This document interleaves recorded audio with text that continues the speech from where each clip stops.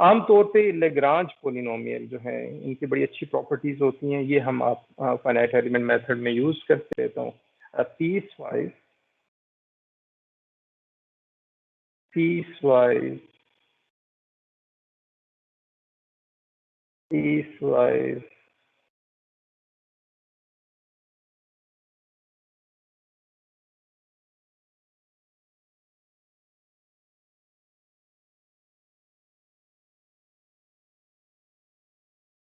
polynomial interpolation, piecewise polynomial interpolation.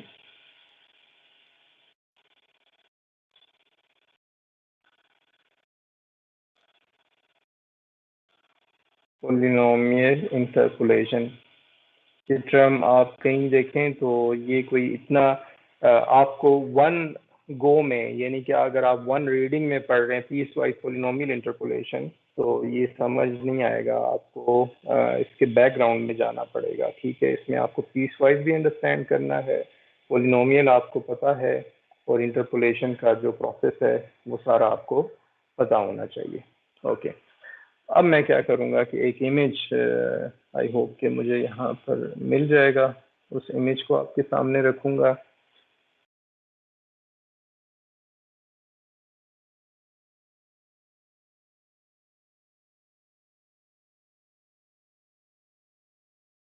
ये image है, चीज़ों को कुछ डिटेल में आपको देखना पड़ेगा। ओके, सबसे पहले आप देख रहे होंगे कि एक्स एक्सिस पे क्या है। एक्स एक्सिस पे आपके सामने है नोड्स, इसको मैं ये नोड्स कह रहा हूँ, ये नोड बनाने को ना आप अभी सीखेंगे, इसको कहते हैं डिस्क्रिटाइजेशन के लिए। आप D Y by D T F of T Y यहाँ से आप स्टार्ट करते हैं। ठीक, और यहाँ से वो बताया नहीं जाता, ये शायद टर्म यूज नहीं की जाती डिस्क्रिटाइजेशन। आप बेसिकली जो कॉन्टिन्यूस प्रॉब्लम है, ये जो लाइन है ना, ये लाइन कॉन्टिन्यूस लाइन है। ठीक, हम न्यूमेरिकल इसको, ये होती है एग्जैक्ट, यानी कि जो लाइन है डोमेन 0 से L तक, इसमें कहीं भी ब्रेकेज नहीं है। ठीक, आप किसी भी जगह पे 0.1 पे कोई वैल्यू देखेंगे तो आपको वैल्यू मिल जाएगी f ऑफ 0.1। हम फंक्शन मैथमेटिक्स में पढ़ते हैं f, लेकिन जब पर्टिकुलर प्रॉब्लम आता है, फॉर एग्जांपल आपको कहा जाता है टेम्परेचर, तो ये f रिप्लेस हो जाता है टेम्परेचर से। ठीक, अब अगर कहा जाता है वेलोसिटी, तो ये f रिप्लेस हो जाता है वेलोसिटी से, फिर आप लिख रहे होते हैं 0.1 सो ऑन। लेकिन जो न्यूमेरिकल होता है, न्यूमेरिकल में क्या होता है कि हम, ये जो डोमेन यही होती है 0 to L, मैं इसको 0 to L कॉन्टिन्यूस नहीं लिखूंगा, हम इसको ब्रेक कर देते हैं। ये जो प्रोसेस है ब्रेक से कहने, इसके नोड्स बना लेते हैं, ये ज़्यादा सूटेबल है कि हाँ आप इसे नोड्स कहें, ब्रेक करना ठीक नहीं है, आप इसके नोड्स बना लेते हैं। ये जो नोड बनाना होता है इसको आप कहते हैं डिस्क्रिटाइजेशन। डिस्क्रिटाइजेशन, अब ये जो डिस्क्रिटाइजेशन है, ये डिस्क्रिटाइजेशन हो सकती है दो तरह की। एक होती है टाइम डिस्क्रिटाइजेशन, यानी कि आप टाइम को, टाइम के नोड्स बना रहे हैं। फॉर एग्जांपल आपके पास टाइम था 0 से लेकर 10 सेकेंड, मिनट्स ले लें, 10 सेकेंड्स ले लें, सो ऑन। 0 से 10 सेकेंड में 0.1 सेकेंड भी कॉन्टिन्यूस है, 0.2 कहीं से भी वैल्यू ले सकते हैं। लेकिन अगर आप टाइम को आप ब्रेक कर दें, आप कहते हैं नहीं मुझे कॉन्टिन्यूस में मुझे आंसर नहीं मिलेगा, हम न्यूमेरिकल टाइम पे जाएंगे, 0, 0.2, 0.4 सो ऑन। तो फिर आप क्या करते हैं कि ये जो बीच में हमारे पास लाइन बनी है ये ख़त्म हो जाएगी। तो ये जो डिस्क्रिटाइजेशन है ये कहलाती है टाइम में डिस्क्रिट, जब आप टाइम को डिस्क्रिटाइज करते हैं। अब इसी तरह से अगर आपकी डोमेन 0 to L है, इसको जब आप डिस्क्रिटाइज करेंगे, यानी कि इसके नोड्स बनाएंगे, इसे कहते हैं स्पेशल डिस्क्रिटाइजेशन। स्पेशल, ये स्पेशल नहीं है जैसे कि SPECIAL, ये स्पेशल नहीं होता, ये होता है स्पेशल, ये निकला है स्पेस से, स्पेस से। तो स्पेशल का मतलब SPATIAL, special discretization. Special discretization जो है ये हमारे पास होती है एक्स में और वाई में। ठीक है, अगर ये आपको समझ आ गया है तो आप मुझे बताइएगा कि ये जो फिगर आपके सामने है इसमें जो एक्स एक्सिस में नोड्स बने हुए हैं ये कौन सी डिस्क्रिटाइजेशन होगी? क्या टाइम डिस्क्रिटाइजेशन है या स्पेशल डिस्क्रिटाइजेशन है? मैं बार बार इसको लिख लेता हूँ, स्पेशल डिस्क्रिटाइजेशन। नोड्स बन गए ना।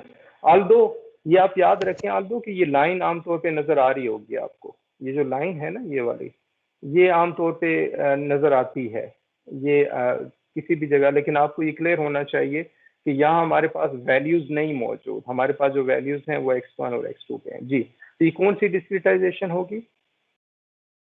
डिस्क्रिटाइजेशन होगी। तो अभी आपको ये नई टर्म आई होप कि ये समझ आई है या आपने पहले भी पढ़ी होगी। ये इसे कहते हैं स्पेशल डिस्क्रिट। हमने एक्स एक्सिस को आप पूछा जाए आपसे, कहीं कोई पूछ ले आपने एक्स एक्सिस में कौन सी डिस्क्रिटाइजेशन की है तो आप बताएंगे स्पेशल डिस्क्रिट। अगर ये टाइम होता तो हम इसको डिस्क्रिटाइजेशन कहते हैं टाइम डिस्क्रिटाइजेशन। ओके, तो हमने स्पेशल डिस्क्रिटाइजेशन की है इस फिगर में। आपने 5 नोट्स बनाए हैं, 1 2 3 4 5, बड़ा सिंपल ये है। आमतौर पे बाज़ औक़ात लोग इसको लिखते हैं x0, x1, x2, x3, x4। इस पे आपने तवज्जो देनी होगी। Na2 में भी, Na2 में वहाँ पर आमतौर पे 0 से भी स्टार्ट कर रहे होते हैं। तो एक्स एक्सिस पे स्पेशल डिस्क्रिटाइजेशन है। वाई एक्सिस पे क्या है? वाई एक्सिस पे आप जिस प्रॉब्लम को लेकर चल रहे हैं, जिससे आप SEM सीख रहे हैं, वो है time, sorry I am sorry, वो है टेम्परेचर बेसिकली। ठीक है, टाइम और टी दोनों का एक ही है सिंबल, लेकिन ये कैपिटल टी हमारे पास है ये टेम्परेचर के लिए। अब x1 पे टेम्परेचर ये है, x2 पे टेम्परेचर हमारे पास ये है, x3 पे हमारे पास ये टेम्परेचर है, और x4 पे हमारे पास ये टेम्परेचर है, और x5 पे ये टेम्परेचर है। आप देख रहे होंगे कि आपको 2 किस्म की यहाँ पर लाइंस नजर आ रही हैं। लाइन की जो टाइप्स हैं वो नजर आ रही हैं। एक लाइन की टाइप क्या है? एक लाइन की टाइप है जो कि कॉन्टिन्यूस है, ये आप देख रहे हैं कॉन्टिन्यूस है, और दूसरा ये कॉन्टिन्यूस है, यानी कि जो ब्लैक लाइन है ये कॉन्टिन्यूस हमारे पास है। हम क्या करना चाहते हैं अब? ये जो आंसर आ रहा है आपके पास ये आ रहा है एनालिटिकली, क्योंकि या एनालिटिकली यानी कि सिर्फ फार्मूले के मुताबिक ये आंसर हमें मिल रहा है। लेकिन अगर हम इसे न्यूमेरिकली देखेंगे तो न्यूमेरिकली हमें क्या करना होगा? हमें न्यूमेरिकली जो है इसका आंसर इस नोड से है, इस नोड से हमने पोलिनोमियल बनाने। अब आप जो डॉटेड देख रहे हैं इसको मैं किसी और कलर में लिख लूंगा, ग्रीन कलर में हम देख लेते हैं। ये जो आपको डॉटेड ब्रोकन, जिसे ब्रोकन लाइन जिसे आप कहते हैं, ब्रोकन लाइन ये इस तरह से नजर आ रहे हैं। ये आपको बता रहा है कि x1 से x2 ये वाला एक, ये कैसा हमारे पास एक लाइन है, और इसको अगर आप देखें तो ये कैसी लाइन होनी, ये हमारे पास लाइन है जो कि स्लोप इंटरसेप्ट फॉर्म वगैरह आप देखते हैं वो वाली लाइन है ये। ठीक है, तो ये हमारे पास, सिर्फ इसकी बात नहीं कर रहे, इस कंप्लीट को मैं अगर इस तरह से ज्वाइन कर दूं तो ये एक लाइन बन रही है। इसकी हमने अभी डिटेल में डिस्कशन की है कि ये जो लाइन बन रही है ये हमारे पास है पीस वाइज है। इस इंटरवल में x1 to x2 में ये एक लाइन है। ठीक हो गया। x2 से x3 मैं चाहे तो कुछ किसी और कलर में, रेड रेड हम पहले भी यूज कर चुके हैं, मैं इसे ब्लू में लिख लेता हूँ। हमारे पास ये दूसरी लाइन है। ठीक है, और इसी तरह से फिर हमारे पास ब्लू में ही लिख लेते हैं, बाकी कलर विजिबल नहीं होंगे आपको। ये तीसरी लाइन है, और ये फोर्थ लाइन हमारे पास है। ठीक हो गया। तो हमारे पास बेसिकली 4 लाइन बन रही हैं, और ये 4 लाइंस आप मुझे बता सकते हैं कि क्या होंगी? ये इसको क्या नाम देना चाहिए हमें? लाइंस कहेंगे? लाइंस तो हमें फॉरएवर फिर कहना पड़ेगा, इसका कोई नाम रखना चाहिए हमें।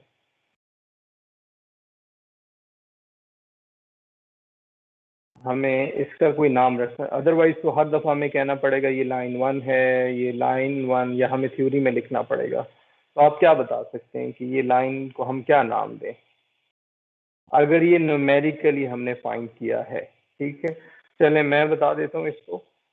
एक तो ये आप देख रहे हैं कि ये जो लाइंस हैं ये हर इंटरवल में डिफाइन है। फॉर एग्जांपल ये जो पहली लाइन है इसको मैं चलें ग्रीन ही में लिख लूंगा, x1 टू x2 डिफाइन है। तो ये क्या है, पहला इसकी करेक्टरिस्टिक क्या है, x2 टू x3 क्या है, ये लाइन है। x3 टू x4 क्या है, ये वाली लाइन है। तो ये सारी लाइन कैसी हैं, ये सारी लाइन ऐसी हैं जिनका स्लोप मुख्तलिफ है और हर इंटरवल में ये मुख्तलिफ है। तो इसको हम क्या कहना चाहिए, पहला नाम क्या रखना चाहिए?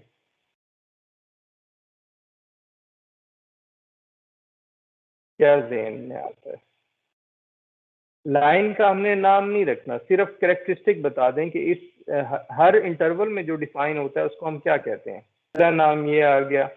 फिर दूसरा आप ये देखें कि ये लाइन है, तो अगर आप ये जो लाइंस हैं पीस वाइज तो आपने बता दी इस वजह से क्योंकि x1 से x2 ये एक लाइन है, x2 से x3 दूसरी लाइन है, so on and so fourth.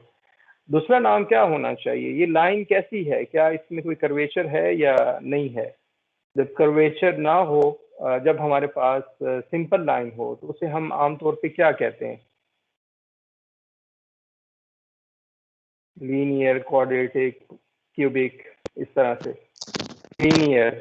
दूसरा नाम हो गया लीनियर, पीस वाइज लीनियर। ठीक। अब एक और इसकी करेक्टरिस्टिक रह गई है, वो अगर आप पीस वाइज लीनियर, ये हमने एक नाम रख लिया है पीस वाइज लीनियर। जी। तीसरा नाम क्या होगा? एक टर्म हमारे पास बन रही है पीस वाइज, ये भी नाम हो सकता है piecewise linear interpolating polynomial. ये ज्यादा बेहतर नाम होगा, piecewise linear interpolating polynomial. ठीक, ये आपको नाम अभी क्लियर हो गया। आप जब भी ये नाम कहीं देखें तो ये वन गो में आप इसे पढ़ेंगे तो ये आपको नहीं समझ आएगा, इसके पीछे बैकग्राउंड है वो सारा हमने देख लिया है। पीस वाइज हमने क्यों कहा, क्योंकि ये हर इंटरवल में डिफाइन है। लीनियर क्यों कहा, क्योंकि हर इंटरवल में ये लाइन बन रही है। ठीक। इंटरपोलेटिंग पोलिनोमियल क्यों कहा, हम सिर्फ पोलिनोमियल इसे क्यों नहीं कहना चाह रहे, हम इसे इसलिए नहीं कहना चाह रहे क्योंकि हमारे पास जो डाटा है वो x1 टू x2 है, लेकिन हम इसको इंटरमीडिएट यहाँ पर भी देखना चाह रहे हैं, तो हमें इंटरमीडिएट वैल्यूज भी चाहिए, इसलिए हम इसे इंटरपोलेटिंग पोलिनोमियल कह रहे होंगे।